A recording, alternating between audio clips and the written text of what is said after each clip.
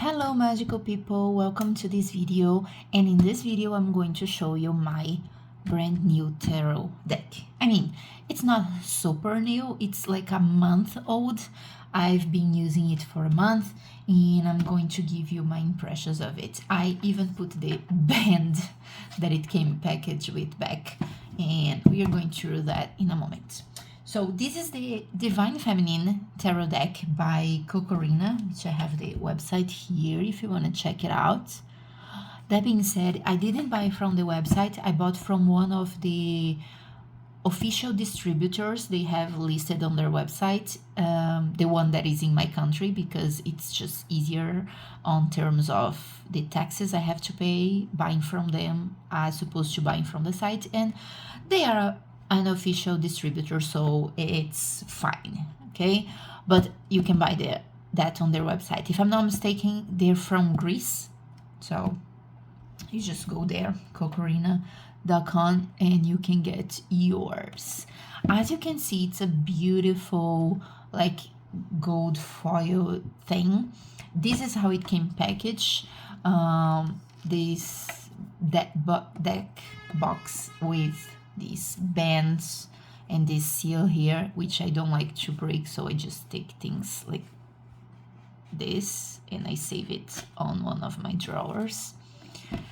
And the guidebook separated, which is one thing I like about this deck, is that the guidebook comes separated from the main box, because if I want, and that's usually what I do, I take the box, just the box with the deck, and it fits like perfectly in this box, and I don't have to worry about the guidebook. I suppose to some other decks that I saw online, which is not a problem, but I just want one that I can carry on its box, like compact, without the book. I don't carry the book usually, and there are a lot of decks that are like super huge boxes to fit the guidebook, and there is like a compartment for the cards.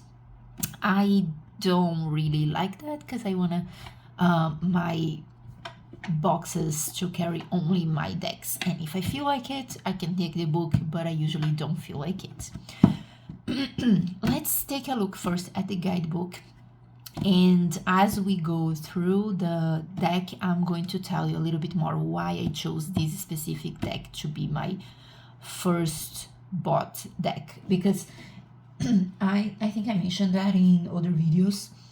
I have a study deck, which is this one, the Rider-Waite-Smith, and it's the system I learned from, it's the system I liked. And when I started with tarot, I didn't know anything, of course. It was a new tool for me, and I didn't know what to expect, if I was going to like it, so I was not sure I wanted to make the investment on buying a deck. So I printed my on my home printer in photographic paper, and I talked about this in another video. You can check my channel for that, and it's been working great. It's awesome, and now I know that I love tarot. It's a tool that I'm going to use for life, so I decided to invest in a proper deck.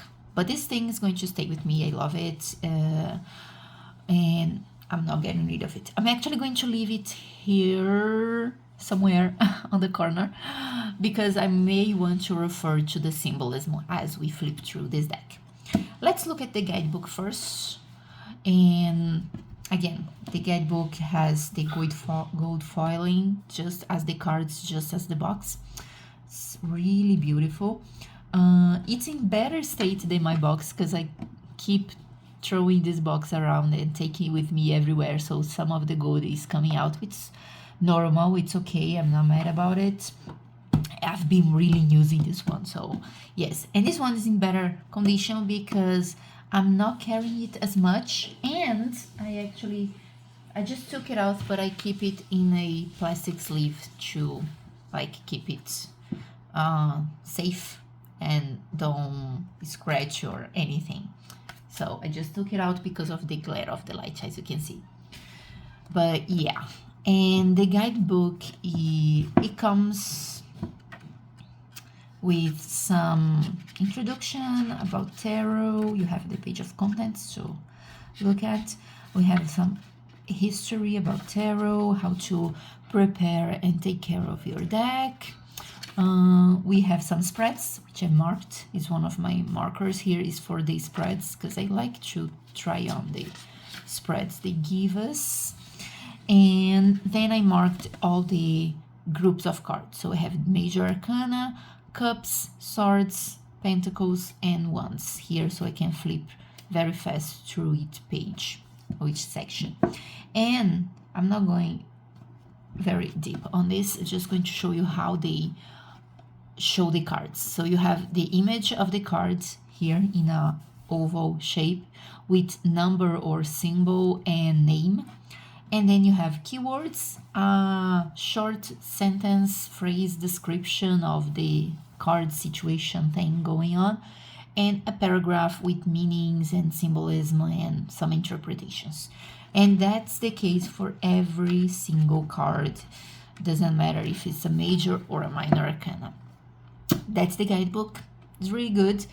One reason I don't use it a lot is because if you go to the website, they have a page with all of the cards there, and if you click in the specific card, you can see exactly this information. What I did was copy that information to my note-taking app on my phone, and I use that because I'm into technology, so I prefer having it on my phone. It's more practical to carry all the information in it and access when I need it, and then I just have to carry my deck with me. Okay, so this is the guidebook. I'm going to put it to the side here, and we can go through the deck. The box is a very good box. It's very resistant. It's all foiled in gold. Even the bottom of it is one of those boxes that come out in two parts, and this is the interior of the box. The other side is also the same thing with the decking in here.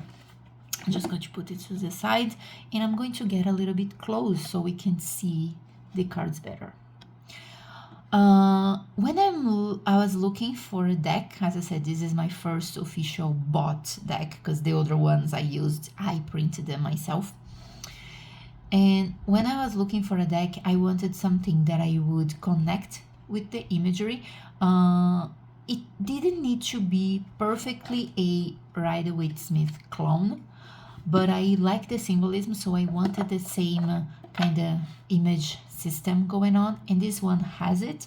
It innovates a little bit in some of the cards, but in a way that I like, and it's a completely feminine deck, thus the name Divine Feminine. And that was one thing that attracted me to this deck. When I was looking for decks, I decided that I wanted a feminine deck, because I've been working for the past few years in empowering more my feminine energy, because my masculine energy most of my life has been overpowering my existence, and I want to balance things out. So that's a deck that is doing it for me. This was one of the reasons. The other reason I love this deck so much is because of the aesthetics of the art in the card. Not necessarily the gold. If it wasn't gold, I still would love it very much, because of these yellow monochrome kind of aesthetics. It's the aesthetics I like. I love yellow in these like golden, brownish, yellowish thing. Really makes me happy. All of the cards, they have these like same aesthetic. We have the border in gold, the name is also in gold, you have the number also in gold, and you have like this color palette, yellow color palette for the figures, which are always feminine figure, and you have like a moon here in gold in this card. In every card you have like some elements in some type of gold foil. In this case is like this moon that also doubles as like a bag carrying thing or light. It's all part of the symbolism here, and it's very close to the Rider-Waite-Smith. We can see the similarities in the elements that bring meaning to the card. It's not the perfect clone, but it works for me. It has what I needed to have. So that's one of the reasons I love this card. And the light's not making, it's not letting you see how beautiful the gold is, but I think you can get it. Let me just put it more to the center. Okay, so this is the Fool, the Magician. We have a lot of nudity in this deck, which comes in a way that I think is more sacred and not, it's like nudity in a good way, in a elegant way. And this is also something that attracted me very much to this deck. In here we have the infinity and the circle in gold as some dots. In many cards we have dots in gold as the stars. And it's very much a celestial kind of aesthetics, feminine, like the feminine figures are in space among the stars, which brings me a feel of intuition. This is the High Priestess. Again, we have gold in here on this like power center of energy. She has a third eye that is open, and the other eyes are like given to this third eye. The symbolism is here. No, sometimes it's very subtle in some cards, but it's there, and I appreciate it. The Empress.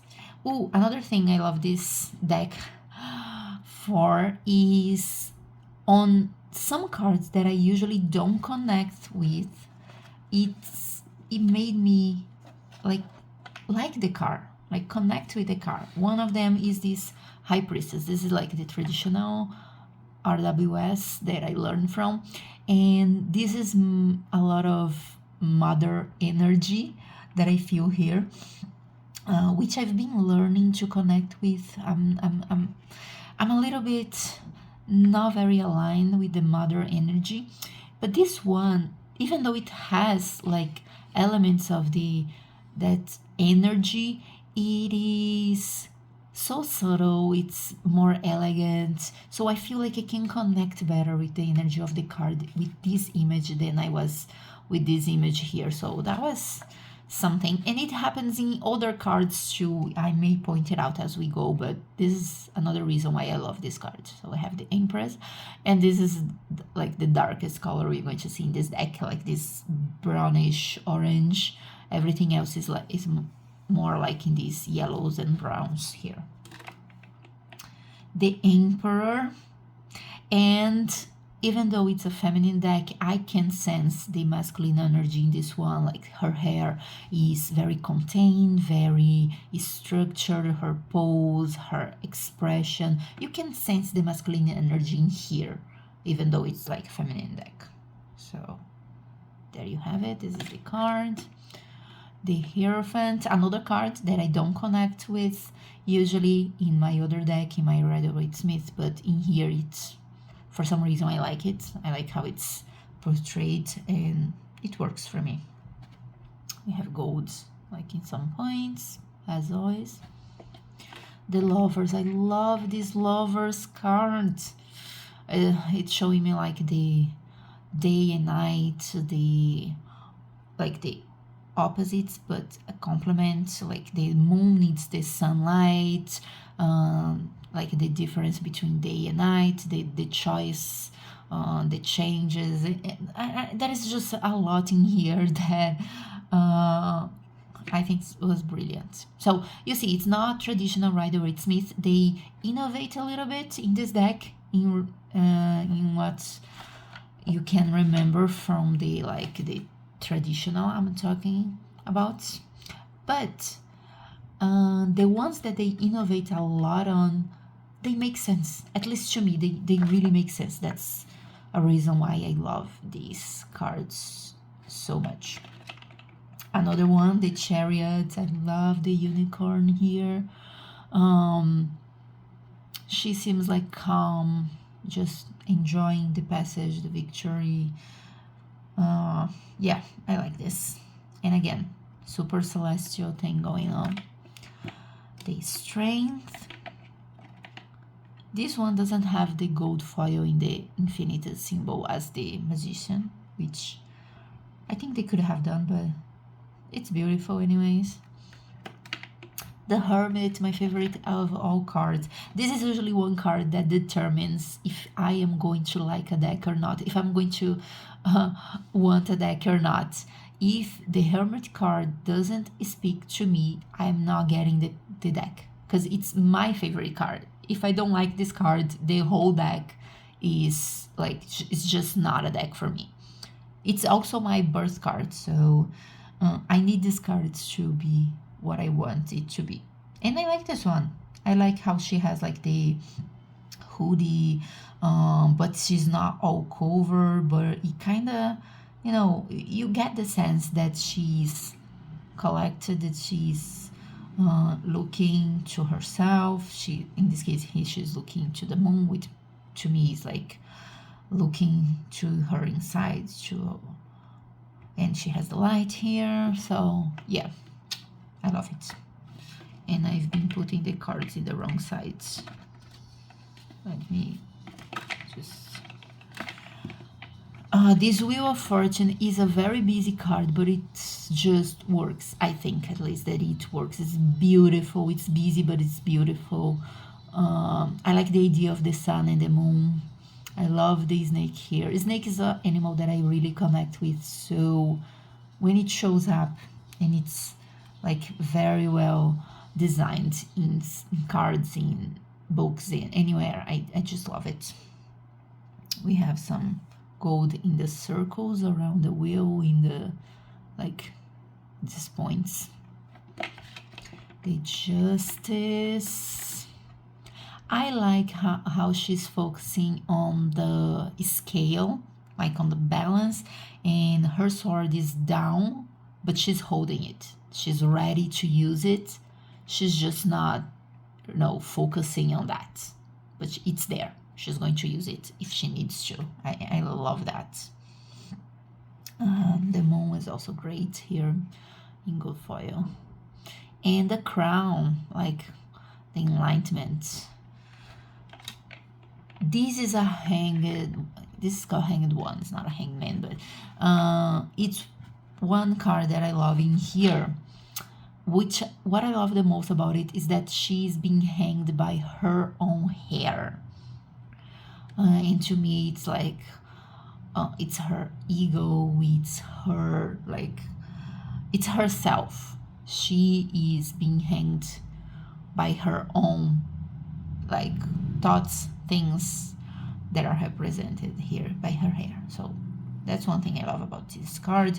Also, this enlightenment crown thing going on here.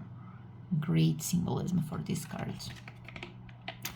This is a death card that I love. I've seen a lot of people that don't like the death card, even though like they know the meaning. It's not like death per se, it's like rebirth, even though it's a painful rebirth and all. But I always love the death cards. I always love the death card, and I have my reasons for it. And this one just brought like a new way for me to see the death card. This like super dry skin and the third eye, and like the flowers like coming out of like death, you know, like the rebirthing kind of thing. I love this representation of the death card. It's super simple, it's super different, but it works for me. It makes sense for me. Temperance. I also love how she's doing like the impossible here in controlling the waters. Really great. Again, more on the enlightenment crown thing here going on. She's on the moon. This is a devil card that I love. Absolutely beautiful in this representation of the triple goddess, the items she's holding, how her eyes are like as if she is connected to a higher plane thing, I don't know, and the other ones are closed. There's just a lot I can make out from the image in this card alone. So it's a devil card that I really loved. Okay, another card that I usually prefer when it's like the traditional symbolism of the like physical structure of a tower being like broken down or falling apart. I love this representation of, as I said, the tower broken down, catching a fire, things like that, like a physical structure, like the pure chaos of things. But this one did it in a more light, in a lighter and more elegant way that for some reason connected with me. I can see like the chaos in the waves crashing down here. She's falling. You have like the superior mystical cosmic eye. You have the lightning. And as the sky is super starry. It tells me what I need to know without being like the traditional imagery, but I have what I need in here. So another card that they innovated a lot and worked for me. Star. It's a beautiful star. I can see like the card here. It's a little bit different from the traditional, but I can still see what I need to see here. The moon. Also beautiful, like it's implicitly the moon. She has the shape of the moon, and I like that idea of like her representing the moon. She's the moon, she's the intuition, she knows it already, you know, she's everything in the card. The sun. I usually, as I said, don't like the maternal energy in cards. This one does it very well. I like it. I don't know what this deck did, what this imagery does to me, that I'm not bothered by the maternal energy, which is usually something that I don't like, I don't connect with. But it's working here for some reason. I may go deep into that later as I get to know this deck even more. But yeah, does it very well. Judgment. One thing I like about the Judgment card in this deck is that it's not like calling down on earth, is calling up, for like from within, is calling up. In this deck, another thing that I love about it, let's go for one more reason, is that it's a solitary deck. It's a deck for me, for myself. I don't need to, and I will not use it for other people. It's mine, you know, it's my deck. It's a solitary kind of deck, and I love that about it. It was not something I thought previously when I was getting it or researching it, but once I got it and flipped through the cards and started into getting my intuition aligned with the imagery, I noticed that this is a solitary card, which is aligned with my hermit energy. That's why I love this representation here. Like it's like she's calling to the skies, to like above, from to get from above her forgiveness, her awakening. You know, just I love it. I love it. It's a very personal, like solitary deck, and I love it. I love this word. She looks powerful to me. She looks strong. She looks like she's ready to keep running the world, you know. Love this one. And then we go into the minors. And I did not organize, the deck came organized in this order that the book comes, like cups, swords, pentacles, and wands, but I organize it differently just because it's the order I am more used to. And as I flip through, if I need to show you like the equivalent on my Rider-Waite-Smith, I can have the same order on both of them. Let me actually come here. Yeah, okay, let's keep going. Ace of Wands, we can see the fire there. Again, everything is like in a scary, starry night sky, which I think is beautiful and traditional symbolism. So, Two of Wands. I'm not going to comment on every card, so I'm just going to go through because the video is getting too long. But if I feel like I can share my thoughts in some of them, like this one. I love that the ones are making a triangle, like a portal. She's passing through or going to pass through one of the ones. She's holding one of them, like kind of they're making a roof over her, like she's exploring, but she is safe in the exploration. There's just a lot I can do here. And the stars are like hanging down from this last one here. The celebration on the Four of Wands is also beautiful. I can see like them dancing. Five of Wands. Now, Five of Wands is usually like, for me at least, it looks like a fight. Or maybe even like a kids playing or something like that, you know? But that is like the conflict, the competition, the action here. And this one, I was a bit conflicted in liking it from the beginning, but then I was like, hey, I already established that this is a solitary deck. It just gives out this energy. I love this energy, and this is showing me like an inner conflict, like you have down and up here, and then it made sense to me. So I have the energy of the traditional card in here, sort of in a different kind of message, but it's working. It just took me a few looks at the card to actually notice them. I like the Six of Wands. Again, I feel like these ones crossing like this seems like building a roof over whoever is down here. So yeah, I just like it.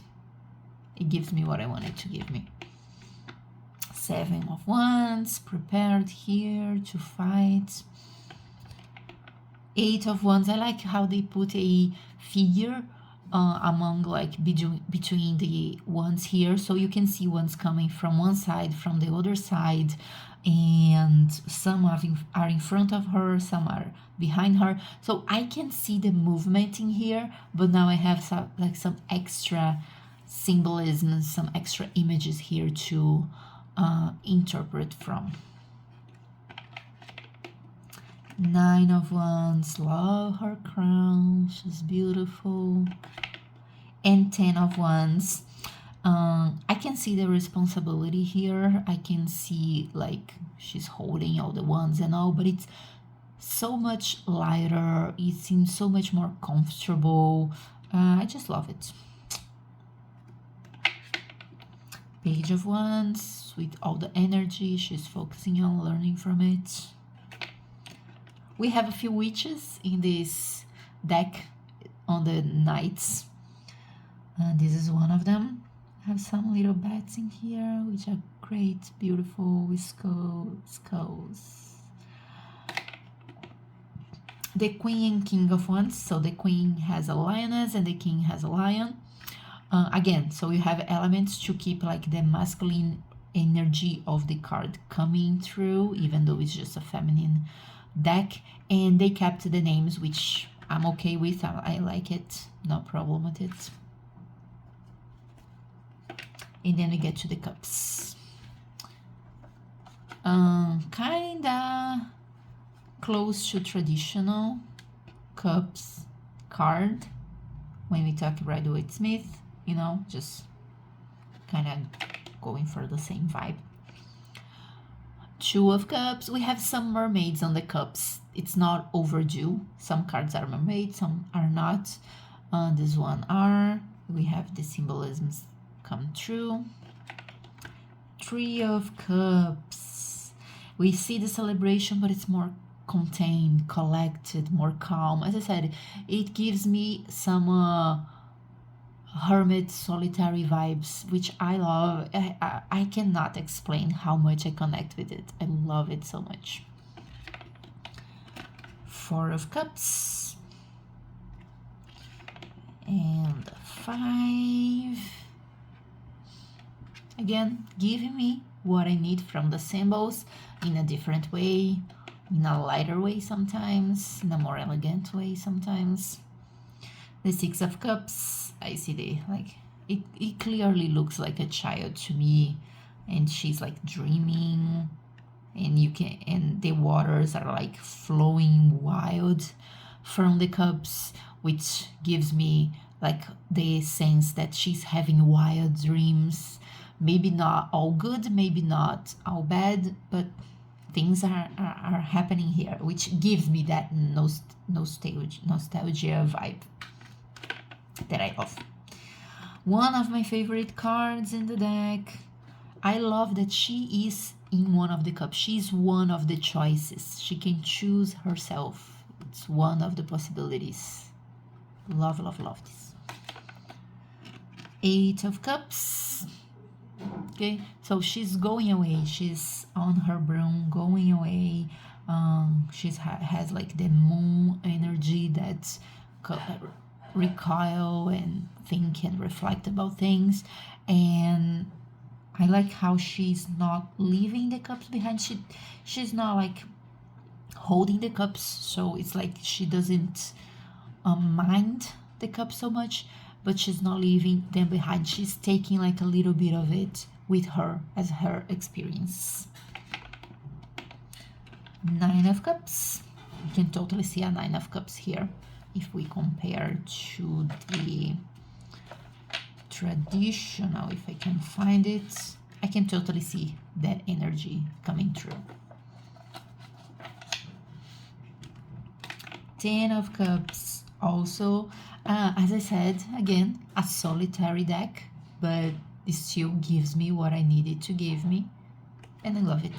I love the fact that this is a solitary deck. It is my solitary deck, and I love it.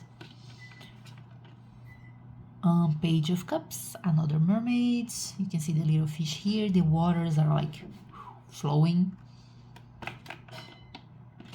Knight of Cups. Have more fishes in here. Her hair is flowing wild in this one too. Queen of Cups. Super beautiful crown here. You can see like her intuition, her enlightenment, her knowledge. And the King of Cups gives me some Capricorn-like vibes with the image in here, which I love. I am a Capricorn, so I get it. I love this one. And then we come to the Pentacles. Again, very close to traditional. You can see like the plants here bringing out the abundance and fertility kind of meaning. I love the Pentacle. 2 of Pentacles. Again, kind of close to the traditional. You can see that it looks like she's kind of balancing herself in the waves too. But what I love about this card, if I can get close, you can kind of see, maybe not too much, but you can kind of see that the line of balance between the 2 coins here, it's coming to the front and then back with her. So she is part of the balance. This is something that I love, as if you compare with the traditional, is like you have like the lines coming, going, and it's in front of the guy who is balancing things. And in this one, she's like in the mix, in the balance. So she matters in this. So that's what I'm seeing at least. 3 of Pentacles. I can see the collaboration here. They are elevating her, no, like helping her. So I can see that. 4 of Cups.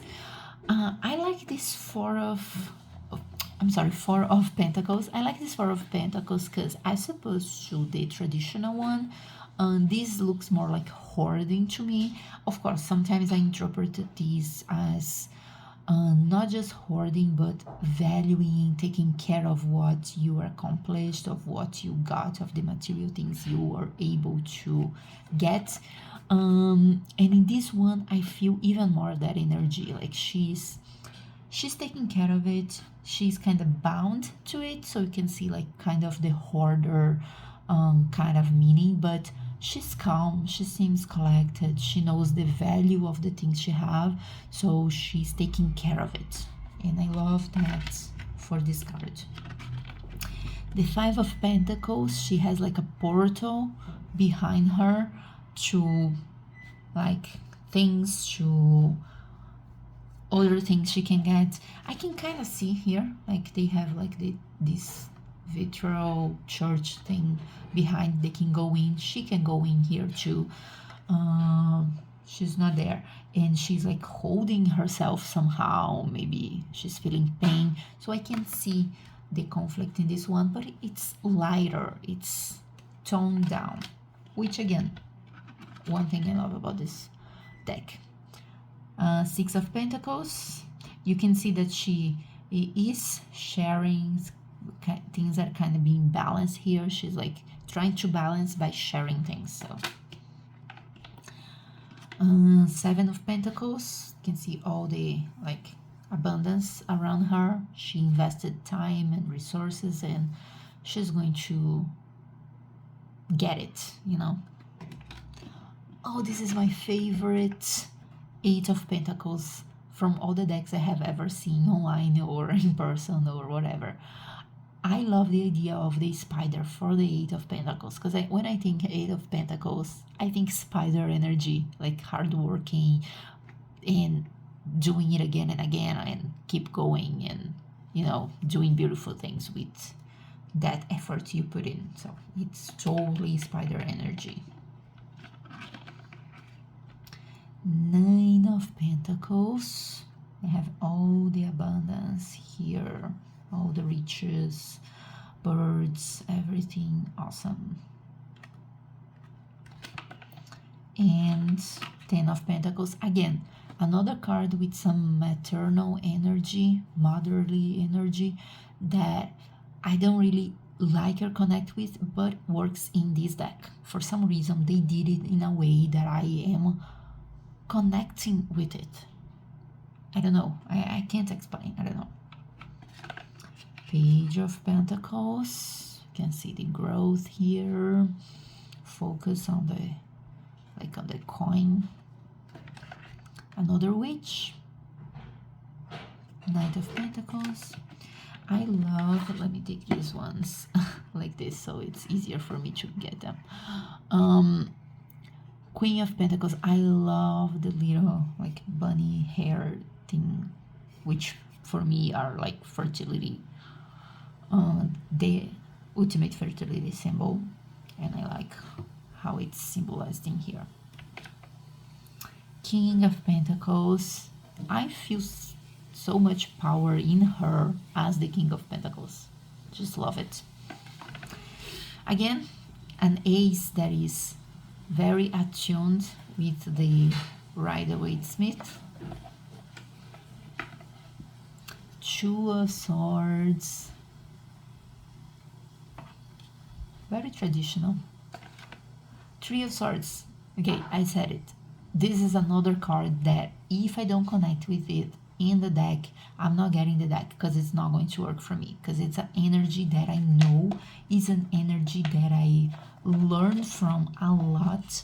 So I like this imagery. It's very hard for me to find a deck that doesn't have this symbolism of the heart and being pierced by the swords and like it. I like this symbolism. And I like this one. What I like more about this one, as opposed to the traditional one, is that she's piercing the heart herself, and the eye is crying. So it's like she knows, but she has to learn it, and she did it to herself. She's responsible for this pain. I like it, because it's the lesson, it's part of the lesson I learned from the card. So really talk to me. Four of Swords, and I've seen some videos where people complain about these cards being like too similar. I can see where it comes from, but I don't think it's a problem for me. I don't think they are that similar. I can see like here the resting, she's resting, she has like that expression of I'm calm, I'm okay, and she's like, I feel like she's laying down with the swords like on top of her, like protecting her, and she's with one of them. I'm resting, but I'm ready to fight if I have to. So that's what I see in this card. 5 of Swords. Obviously, I can see the conflict. I can see in her like the regret, the lesson learned from it. 6 of Swords. 7 of Swords. As opposed to the traditional, like, I can see her getting the things, but I don't see much of the running away. I get the energy, I get the same energy from them, but in a different way, and I like this way. I like it very much. 8 of Swords. I also like how they represent the elements, how they design and balance things out. Sometimes I get some interpretation based on this arrangement, and I love it. 9 of Swords. I like how the swords are piercing through like her head. It's like it's coming from her head. The problem is coming from there. You have to work around your brain. You have to work in here. And the 10 of Swords. She like classical symbolism, but in a different like aesthetic format. Page of Swords. Again, more energy flowing. He's learning. Knight of Swords has a tiny little cat in here that I love, and her head is sparkling with star crown. Queen of Swords and the King of Swords. So let me put them back in the correct size. This was the deck, and some of the reasons why I like it, some of the reasons why I got it. And as I said, I've been using it a lot. You can actually see in the box that I've been taking it everywhere and putting it in every surface because the foil is coming out. Oh yes, one thing I didn't talk about is like the foiling. It's edged in gold, and this is it. Yeah, so there we go. It's a beautiful, beautiful deck. Honestly, I'm so glad that it's my like first investment in a deck, because it was really worth it. One thing I would say is I like the backs. I like this pattern. It reminds me of chocolate. And it's another reason why I love it. But I feel like I would love it even more if this was the design in the back. Like, but again, it's just me being picky. I do like this one. Or maybe just this part here being in gold foil like this would be nice. But it's beautiful.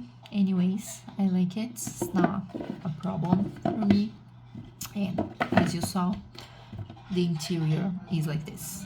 And this is the second edition. If you go online here on YouTube and find other reviews and flip through the cards, you can see I think the first edition didn't have this pattern on the bottom or on the top, I don't know, and it had like a cutout here, which I don't have in this one. And also the wrapping was a little bit different, but it still had like this ribbon with the seal in it. So this is it. This is my first investment in a deck. I'm super happy about it, and I thought I would bring to you my perspective on what I thought was going on here with this deck and why I love it so much. Hope it helps, and I see you in the next video. Bye!